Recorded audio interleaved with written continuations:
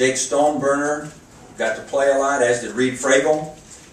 Spencer Smith is a senior, so we think we're going to have as good a tight end core as you could possibly have. There's no question that Jeff Hireman coming in early, you're going to be impressed when you see Jeff Hireman.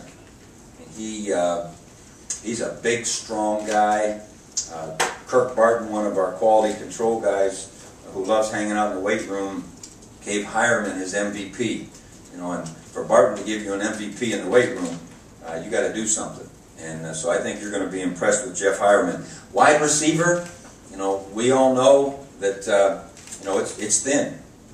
DeVere Posey has done a tremendous job leading, and he'll continue to do that, I promise you. He'll obviously be missing some games, and so I know he's excited about the fact that he's got to bring that young bunch along, and he is taking that very personal. That's the type of leadership that I know he'll have, and that's a thin group.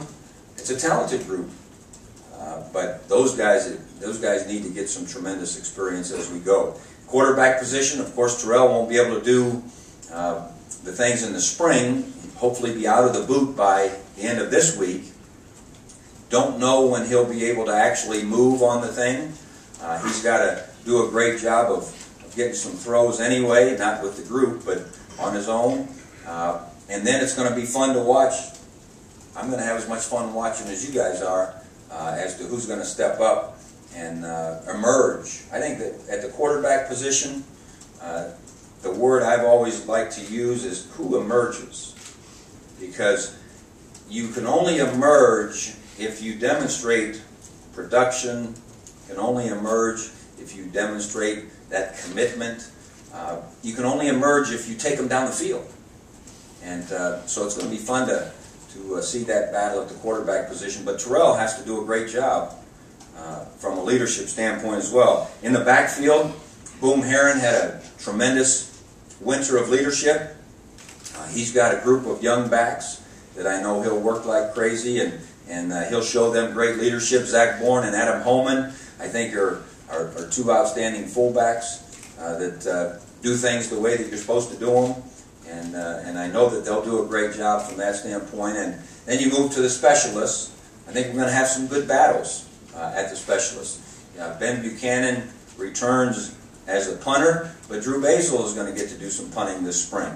I think this is the time to do a little bit of battling back and forth. Drew Basil probably, if we had a game today, would kick the field goals and kick off.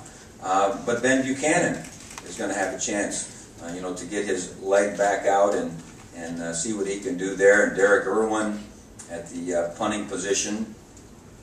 We did recruit a long snapper who won't be here till the summer.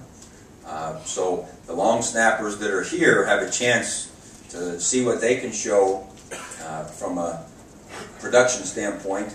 And the leadership of that specialist group, when you lose Devin Barclay, who kind of was their leader, and you lose Jake McQuaid, who was a tremendous leader in that room, the emergence of the leadership in that area is going to be critical as well. So that's kind of in a nutshell. And we didn't mention every guy's name. That's not to say we don't have interest and high expectations for a lot of the guys that are going to get to compete. I don't know that we'll be able to stand there after the spring game and say, hey, you know, here's the first team, and here's the second team, and here's the third team. Because as we've always said, you get 15 practices in the spring, and you get 29 in the preseason. And so we've got to figure out what we can do in the spring. We've got to have leadership emerge in the spring. And then we've got to go to work in that interim when the kids are working on their own so that we can step into that preseason, those 29 practices, and have things start to take shape a little bit. As was mentioned at the outset, when we had our staff change with Darryl, moving on and getting that opportunity to be a head coach that he's excited about. A couple of the pro scouts were here today, and they were saying that they had just been to Kent. And one in particular said to me, "I guarantee you Daryl's going to succeed. You can just feel it," and which makes you awfully proud.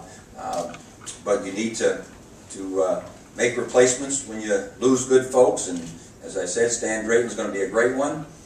Luke Fickle will take over Daryl's role as the assistant head coach, and in my absence, he will take over the position as the interim head coach, and he'll do just fine. And with that, I wanted to have him have a chance to say hello to you, get a couple questions, and I'll come back and we'll try to answer the rest.